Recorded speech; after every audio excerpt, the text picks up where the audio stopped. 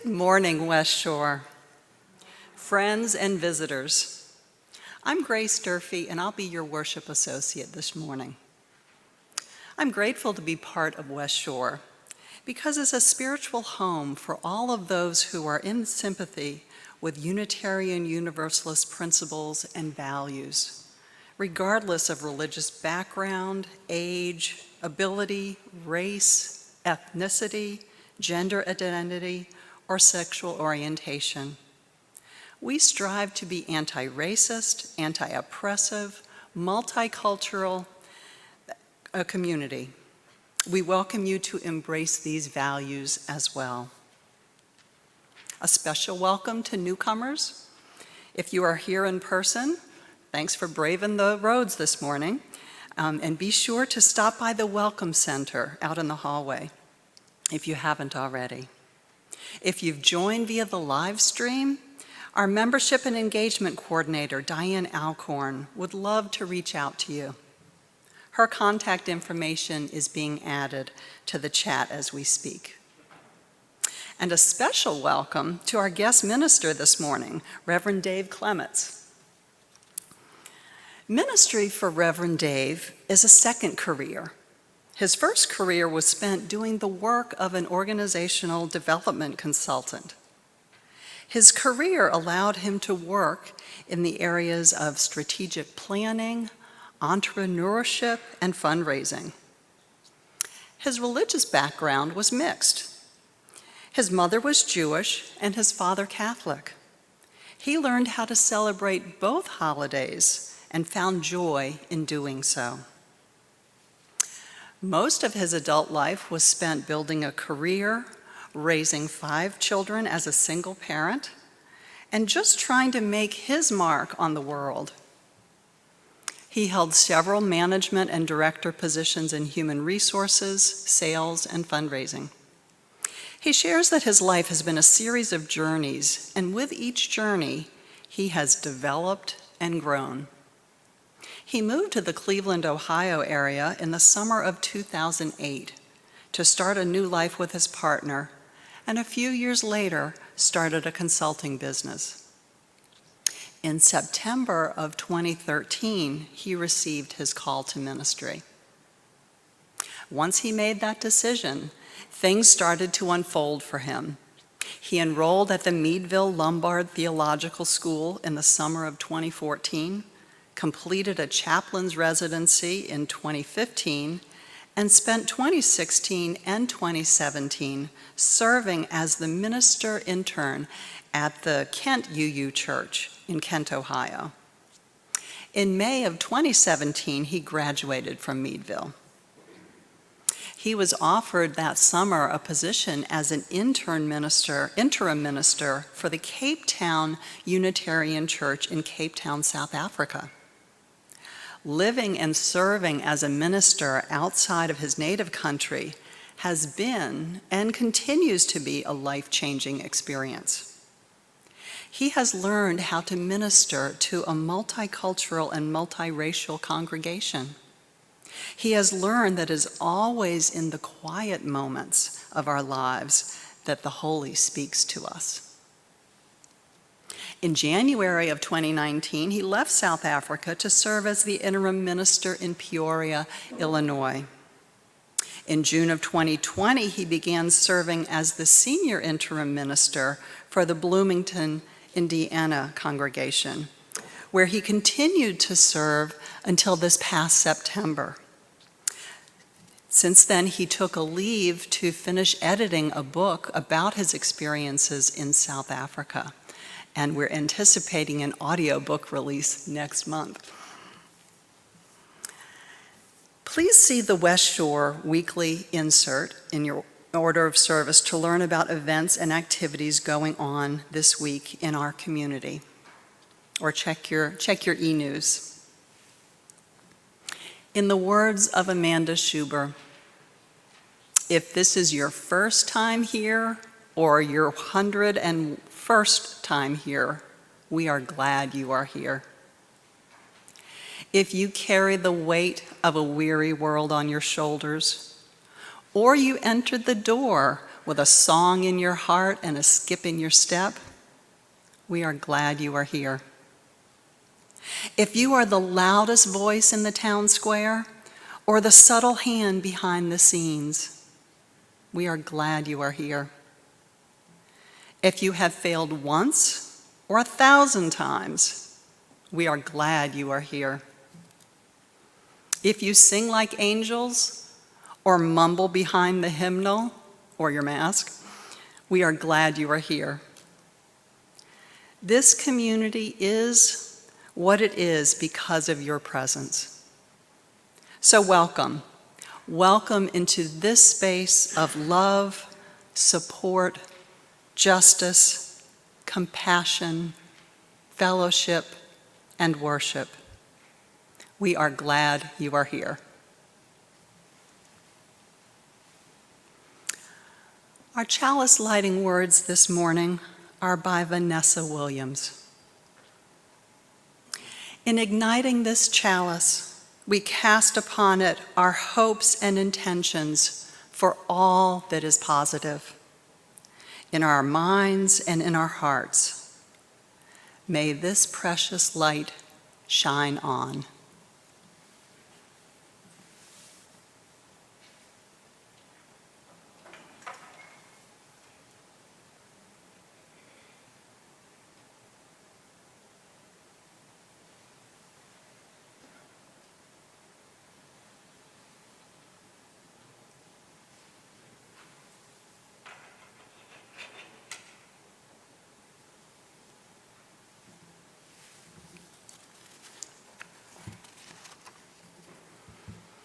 Let us witness to the unity of our spirit by saying together our unison affirmation words.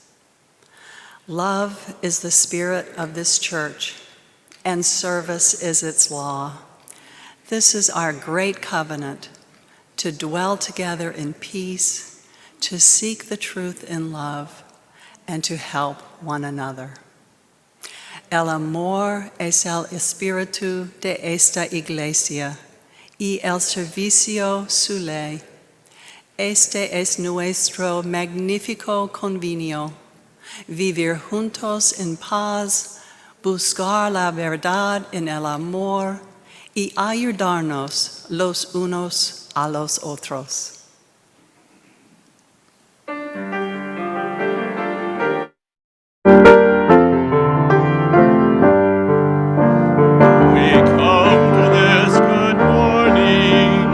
Remembering the journey of freedom. The land we are on was once another's.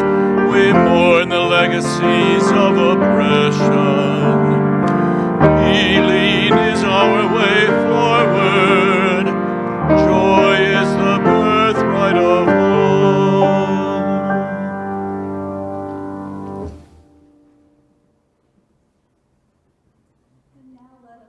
Each other as it feels mutually comfortable.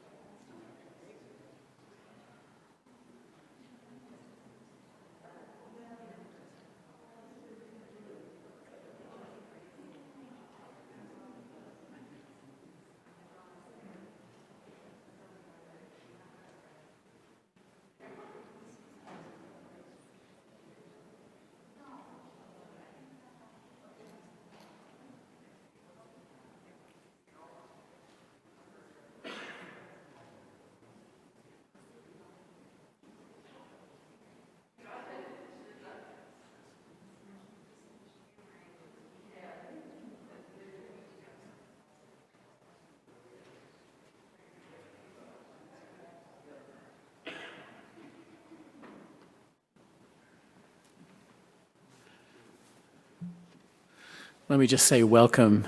It's so good to look out and to see a sea of familiar faces, and also welcome to you, those who are joining us online.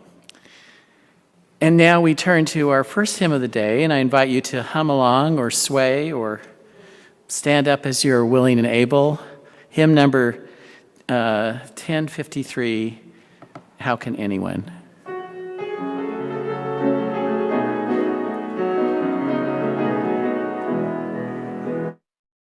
Would anyone ever tell you are anything more than beautiful? How could anyone ever tell you are less than whole? How could anyone fail to know you that your loving is a miracle? How deeply you're connected to my soul. How could anyone ever tell you're anything less than beautiful? How could anyone ever tell you were less than whole? How could anyone fail to notice that your loving is a miracle? How deeply you're connected to my soul.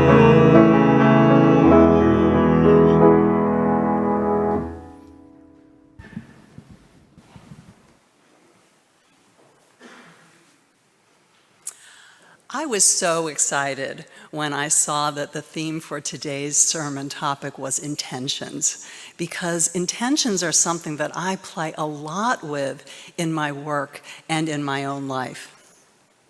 Clients come to me in coaching seeking positive change.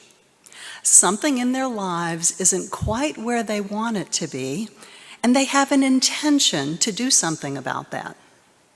Coaching helps them bridge the gap between their current situation or state and what they prefer. It's a catalyst for transformation. Over the years, I have found numerous ways to help stack the deck in favor of an intention actually materializing. It really helps, for instance, to verbalize your intentions. Talking can help you get really clear about what you want and what you don't want. But it's important to not be too rigidly attached to a specific outcome, because that doesn't leave any room for something better to manifest. Likewise, it's best to not put limits on exactly how something will be accomplished. As my coach always encouraged me, always leave room for the Ways and Means Committee of the universe to do its job. Too often, we forget to ask for help. I believe that we all have a team of angels, guides, and ancestors on the other side, eager to support us if asked. There are probably also plenty of people in the flesh and blood who could be enlisted to help hold our vision, brainstorm, or hold us accountable. What I have also learned is that it's also best to not jump right into strategizing and creating action plans. Time must first be spent understanding the true motivation behind an intention. Change only sticks when there's a strong why behind a desire. If it's a goal that somebody else has set for you, or something that feels like a should, there's rarely the commitment and follow-through to lead to a desired outcome. And that's a big reason why many New Year's resolutions fail. And I've fallen into that trap myself before, especially around that oh so common goal of losing weight. Anybody else had that experience? With all the temptations from Thanksgiving through the holidays, it's easy to pack on an extra 5 pounds or so. And frankly, I am tired of losing the same 5 pounds over and over through the years. So this year I didn't make that resolution. When an intention is tied to one of your core values, taking action feels good and is easier to make a priority. I shared in my last reflection some of my intentions that honor my core value of connection. Today I'll share a bit about an intention that is aligned with my core value of balance. So when we think about balance, we think about mind, body, and spirit. I feel pretty solid in the areas of mind and spirit, or at least I like the trajectory of where I'm heading with those. The body bit, however, has been feeling rather wobbly. There's nothing life-threatening going on, but there are some pesky issues, like some digestive challenges that aren't getting better on their own. My intention has been on healing. Ever since some GI testing revealed a number of possible reasons behind the war going on in my gut. I was feeling overwhelmed by my test results when I received an email from Food Matters about a free webinar on how to heal your gut naturally. As I often use a combination approach of conventional medicine and alternative approaches, and I like to pay attention to synchronicities like this, I registered. During the webinar, I took pages of notes and ended up signing up for their 10-week nutritional training program, which I have just now completed. The training reinforced my belief that food is medicine. So in addition to following recommendations from medical professionals, I have been doing everything that I can to support my body nutritionally. On this healing journey, I am attempting to eat as cleanly as possible, with many plant-based meals and some organic or wild-caught animal protein.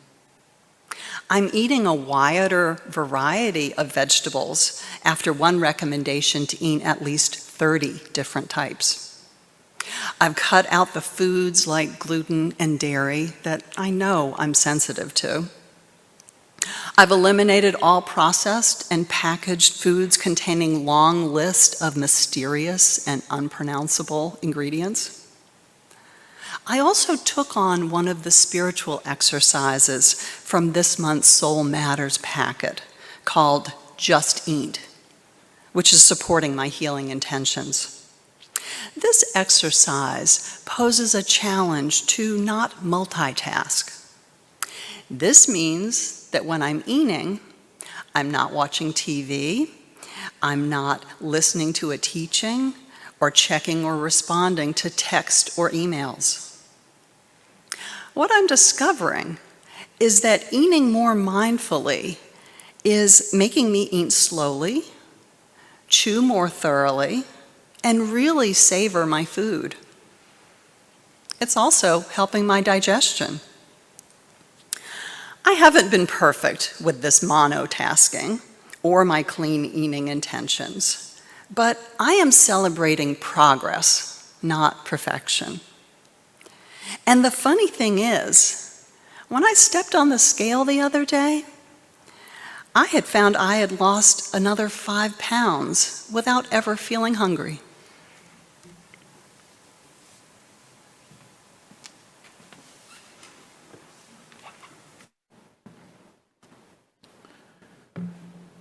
Let us now enter into a time of prayer and meditation. Settle in a little more comfortably and close your eyes if you wish. Begin by taking a deep breath and noticing the feeling of the air filling your lungs. Hold your breath for a few moments. Release the breath slowly and let any tension leave your body. Take in another deep breath and hold it. And again, slowly release the breath. And now as we enter into the wise silence,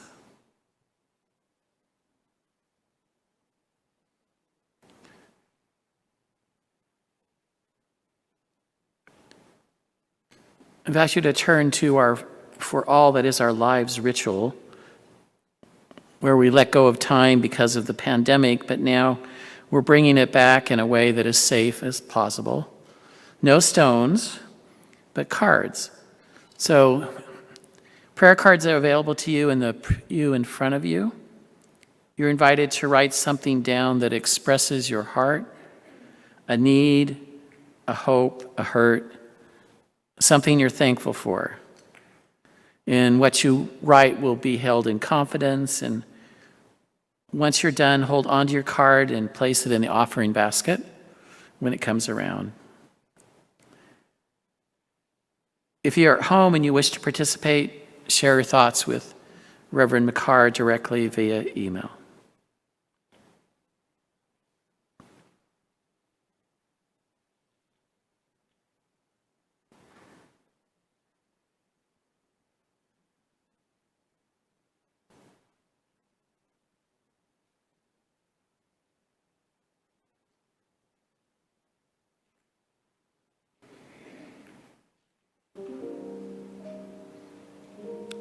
These are the sorrows and joys of our hearts.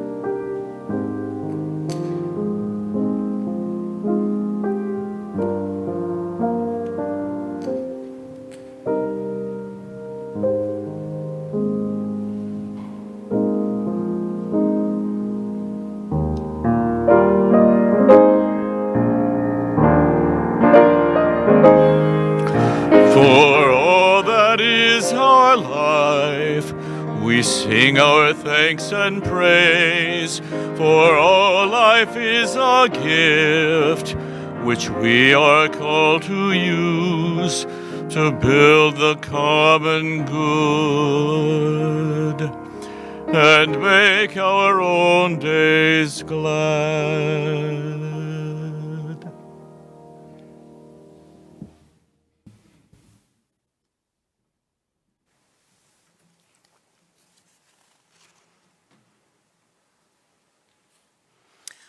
I believe in the law of attraction, that what we focus on expands. What we invest our time, energy, attention, and actions into multiplies. Money is one form of energy. When we give, we say yes to something we value. With these gifts, which we now freely give and gratefully receive, we say yes to the values of our faith. May these gifts help us practice Unitarian Universalism within and beyond our church. We dedicate these gifts to the values and vision we share.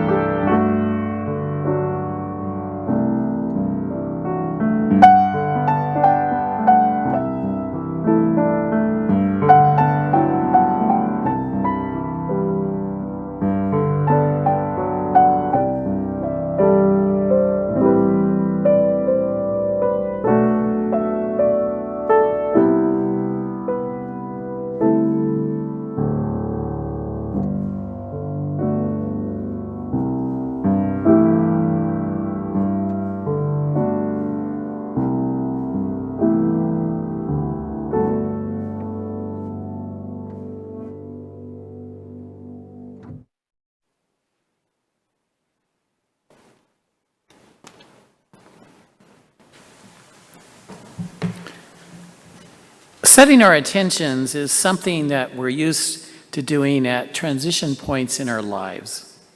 Our New Year's resolutions, perhaps our marriage vows, maybe even in our annual reviews. But when did you set an intention on a smaller time frame? If you practice yoga or meditation, you may already be familiar with the exercise of smaller scale intention setting. As the saying goes, where we direct our attention, our energy will follow. So being clear in naming our intention is the necessary precursor to taking control of where we direct our focus. An intention doesn't have to be the same thing each day, and it can be small and specific or more general, depending on your mood. It's really about gently guiding your focus in a specific direction so that your underlying positive motivations might persist during the day. For example, if you're feeling under the weather, maybe I'm going to go easy on myself would be an appropriate intention for the start of a challenging week. Perhaps don't forget to seek out and share moments of joy that could be helpful. This week, could you take a moment to set an intention each morning before you open your inbox? Maybe write it on a Post-it and keep it stuck on your laptop for the day as a reminder. Check in at the end of the day and see how you did.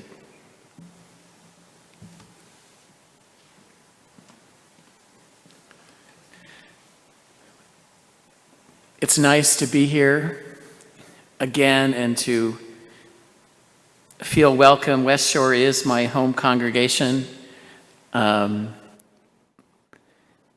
West Shore taught me about how to be a minister. And when Reverend Anthony asked me a month or so ago if I would be willing to preach, and he said, could you think about what you would talk about? And it just came to me that the talk would be about intention. You know, it's hard for me to believe that we are already 4 weeks into the new year. Can you believe that? It seems like it just started. And the start of 2022 has been a little different for me because I have been trying to figure out exactly what my next big step is going to look like for me and for my ministry. Questions of, will I continue to work as an interim minister that requires me to move away from my home and from my partner? If so, where will I be assigned? What type of minister am I, and what things stand in my life between following my passion and my ministry? These and many more questions I have been pondering these last few months, and in the past week or so, I have begun to find some answers to my questions. I'm a firm believer in the power of finding peace in the unknown. After all, we never really know what the future as much as we simply infer what may or may not occur in the moments ahead. That said, I'm also really big on working towards your interests or your dreams, even when things may be perceived as being scary or uncertain. For some, that may look like staying up late to work on a new dance routine, or even though no one has hired them in months. For others, it might be getting up early to write a big blog, even though they're unemployed, or preparing for an opportunity before it becomes available to them. Just how comfortable can we be with uncertainty anyway? Aren't we all looking to have the answers? Growing up, my mother used to tell me the answer, "I don't know," was a cop-out, and that it would never be an acceptable way to respond to the questions and situations of life. Perhaps that was the underlying message sent by the universe and perceived by a version of myself. And when my mother was speaking all those years ago, Learn as much as you can. Stop at nothing to expand the depths of your understanding. Coming up with "I don't know" as your final answer, in her perspective, would get me nowhere in life. But on the other hand, my first boss happened to see things a little bit differently. During a day at the office many years ago, she took some time to tell me about how and why sometimes be both very useful and important to respond with "I don't know" when faced with different questions and situations in life. Thankfully, we don't really need to ponder the laws of the universe or the capacity of a higher power within me to decipher what she was saying. In this environment, we simply were who we were, and we were accepted and embraced in that matter. I think it's interesting to look back at these two in contrast, because as different as their messages may have been, the intent behind them was strikingly similar. Each of these independent female figures wanted to resource me with information that would help me make the right decisions in life. Thankfully, I'm able to look back with equal gratitude for each of these messages, because I understand that while they could have not been more opposite at face value, it was the intent behind the words that made them the same. And that's what I want to talk about, our intentions in our words.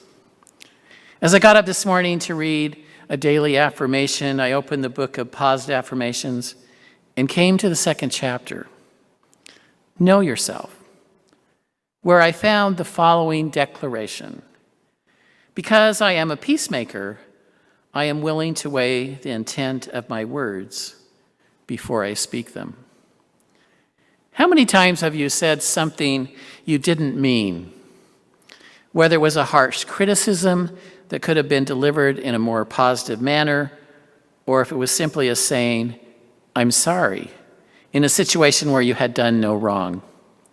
Have you ever thought about this? I believe that sometimes we invite conflict into our lives and our relationships with others simply because we choose not to think before speaking.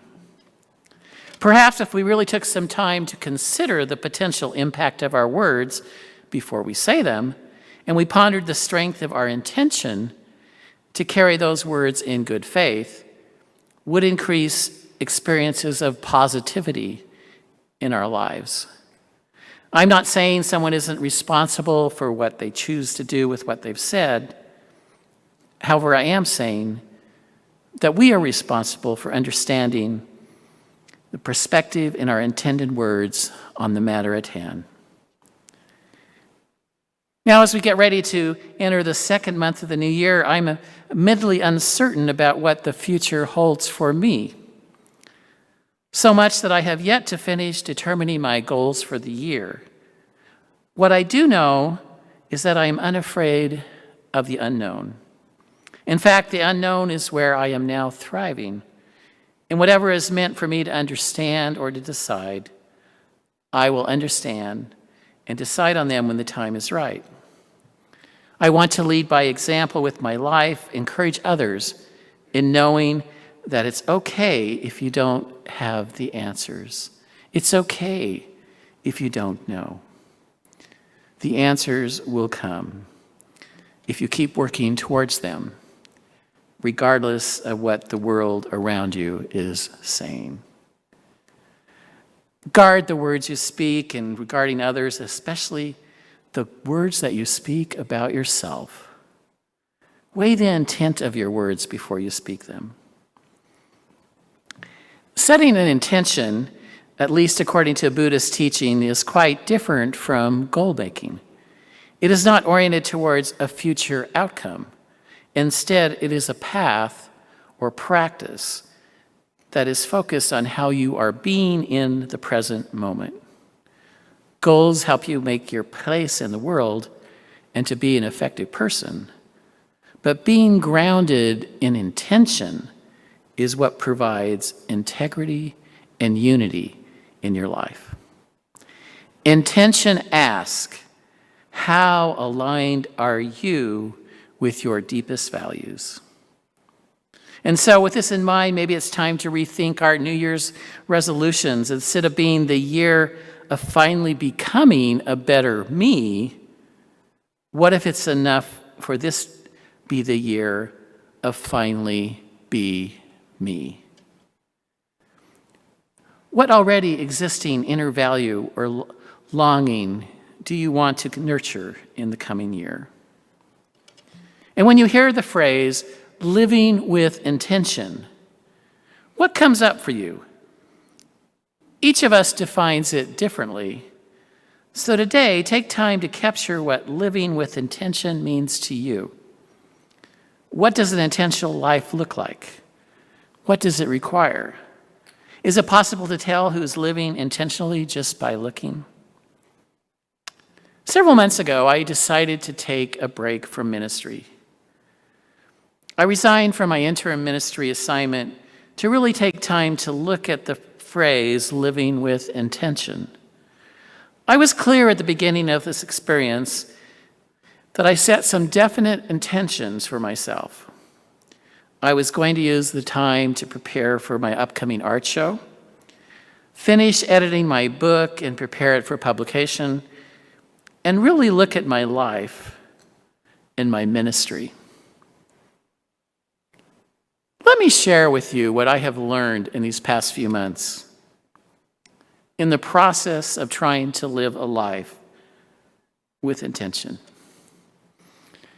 You know, when I came home, I began to discover the joy of embracing each day. And I continued establishing this morning ritual of getting up, having coffee, because, some of us cannot function without coffee first thing in the morning. I am one of them. But then sitting down and just being totally present and listening. And what I discovered as I sat there and listened and meditated, I was able to connect with that inner portion of myself. I recognize that many times in my life I am on that, maybe some of you can relate to this, on that wheel that just goes around and we're accomplishing one thing after another, after another, after another, and it's, okay, we did that, what's the next thing, what's the next thing, what's the next thing? And so be able to take the time to stop has been a real blessing to me. And in that experience of being able to go back and read the book and the chapters that I had written about my experiences in South Africa, the connection of reliving and connecting with the ministry that occurred there and the lessons and the growth, I was then able to put into the book more of that experience and sharing that in such a way that was authentic and real.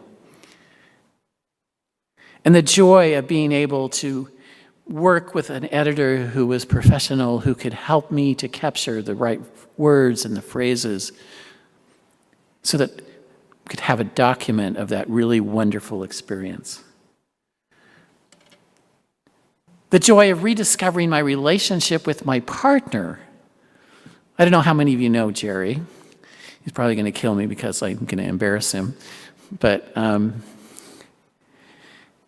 those people that quietly go about doing things for others without guile, without an agenda, but with an intention to do his best. That is Jerry. And to be able to rediscover and spend time with him and enjoy those quiet moments of just enjoying the end of the day, sitting around a dinner, having a few thoughts together, has helped me to recognize the things that are important in life. And then the challenge of still being able to do ministry.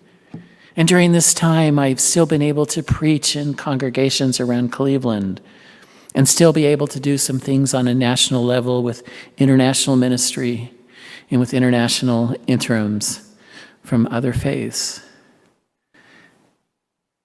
And so,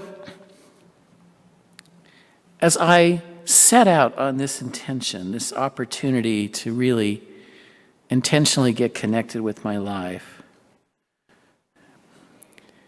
yes, I was able to accomplish a successful art show, and now I've completed a book, and so some of the things that I set out to do, I've been able to do. But what I want you to learn today is the importance of setting intentional intentions in your life and the blessings that can come from that and what that means and how you can do that. Intentions are where we commit ourselves to a course of action. Let's say having the time to visit the zoo tomorrow is an example of an intention, and the action plan is the content of the intention, while the commitment is the attitude towards it.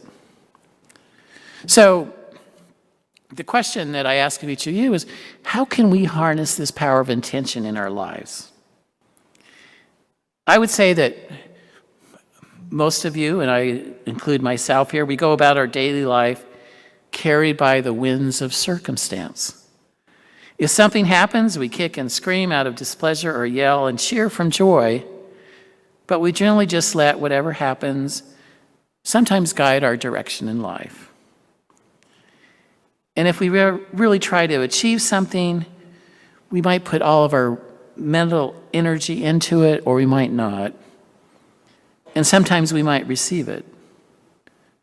But the problem in just going along and not really facing and really grabbing onto intentions is we're placing fate in the hands of uncontrollable forces. And many things, where you'll never be able to control, and you need to learn how to adapt when they arise. However, you can take control of many aspects of your life, thanks to the power of intention. Wayne Dyer says, our intention creates our reality. Intention is defined as a thing intended or aim or plan. The power of intention is the power of a focused mind. Entire movies are based on this concept. Taken. In the action film, Liam Neeson plays a character with a particular set of impressive talents, but what makes him so powerful is that when his daughter is taken from him, at the beginning of the film, he's placed into a state of absolute focus. He wants to get his daughter back, and he'll make sure he completes his mission. His intention is set. He wills it to happen. Obviously, this is just a movie, but there's a reason why the theme of relentless pursuing a goal is so popular in films. Man on Fire, starring Denzel Washington, is another example. It's a concept we identify and are fascinated with. We know that when we make up our mind about something, it's almost like we have a special power to make that goal happen. In Napoleon Hill, he speaks of the power of intention in Think and Grow Rich, and my favorite example in that book is the story of Edwin C. Barnes and his burning desire to work for Thomas Edison, a feat which he later accomplished. So this all sounds great and everything, but how do you harness this power of intention so that it can actually change your life, so you can actually learn from it? I think it's important to realize that intention isn't a do it once and forget about it kind of thing. It's a continuous, constant use of mind in a focused manner. And there are several ways you can both enhance this state and use it to get what you want in your life. I believe there's 3 steps. Number 1, decide what you want. By definition, use the power of intention, you need to know what you're aiming for. Get clear on why. Why do you want this? Getting clear on why gives you power, and it gives power to your intention. 2, visualize. Knowing what you want and why you want it serves as a foundation and visualization in the future version of intentionally based exercise. It shows you where you're going and helps you map out a path to get there. Intention is the starting point of every dream. It's the creative power that fulfills all of our needs, whether for money, relationships, spiritual awakening, or love. The sages of India observed thousands of years ago that our destiny is ultimately shaped by our deepest intentions and desires. The classic text known as the Upanishads declares, "You are what your deepest desire is. As your desire is, so is your intention. As your intention is, so is your will. As your will is, so is your deed. As your deed is, so is your destiny." An intention is a directed impulse of consciousness that contains the seed form of that which you aim to create. Like real seeds, intentions can't grow if you hold on to them. Only when you release your intentions into the fertile depths of your consciousness can they grow and flourish. And number 3, which I think is really critical, and I call it tap into what I call the gap. Most of our time, our mind is caught up in thoughts, emotions, and memories. And behind this noisy internal dialogue is a state of pure awareness that is sometimes referred to as the gap. One of the most effective tools I believe we have in entering that is meditation. Meditation takes us beyond the ego mind into the silence and stillness of pure consciousness. This is the ideal state in which to plant your seeds of intention. Intention is more powerful when it comes from a place of contentment than if it arises from a sense of lack or need. Your higher self knows that everything is all right and will be all right, even without knowing the timing or the details of what will happen. So, this all sounds wonderful, all sounds great. And if you don't remember anything else from what I've said today, I would hope you'd recognize that each of you can tap into this power of intention. Take the time on a daily basis to sit with yourself, to ponder, to listen. I am so grateful that these past few months that I took a break from ministry, and I know full well that there's other things happening out there. Stay tuned and we'll let you know. But I'm grateful that I intentionally took time to connect. And I challenge each of you to do the same this year. If you're feeling disjointed, if you're feeling not where to go, take some time. Take a break. As I told my ministry colleagues, I'm just taking some time in the woods to sit. And so, realize that each of you are loved, are valued, and are important. Set your intentions. May it be so.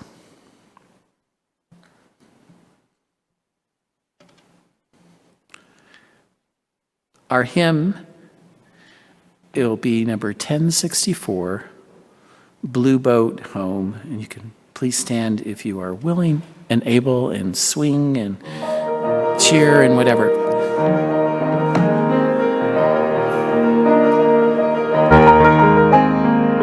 Though below me I feel no motion, standing on these mountain plains, far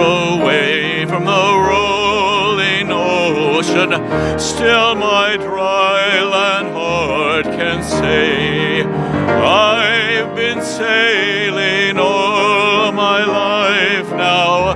Never harbor or port have I known. The wide universe is the ocean I travel, and the earth is my blue boat home.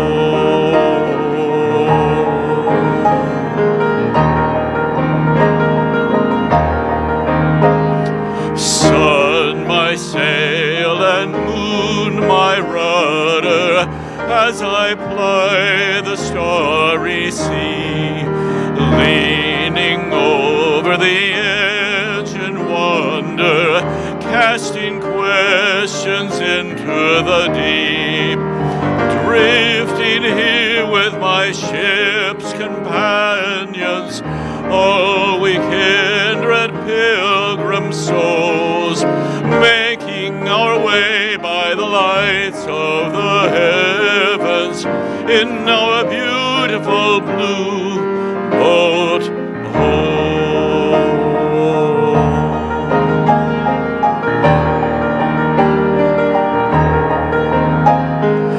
I give thanks to the waves upholding me, hail the great wind surging me on, breathe the infinite sea before me, sing the sky my sailor's song. I was born upon the fathoms, never harbor or port have I known. The wide universe is the ocean I travel, and the earth is my blue boat home.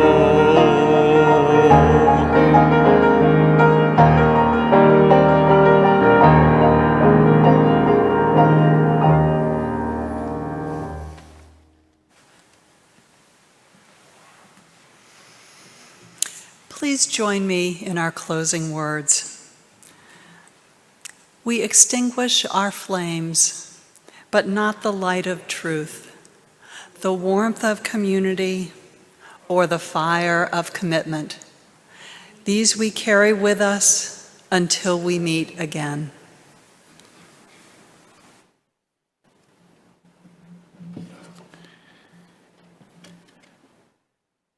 Today we share in the blessing for losers, risk takers, all failures far and wide.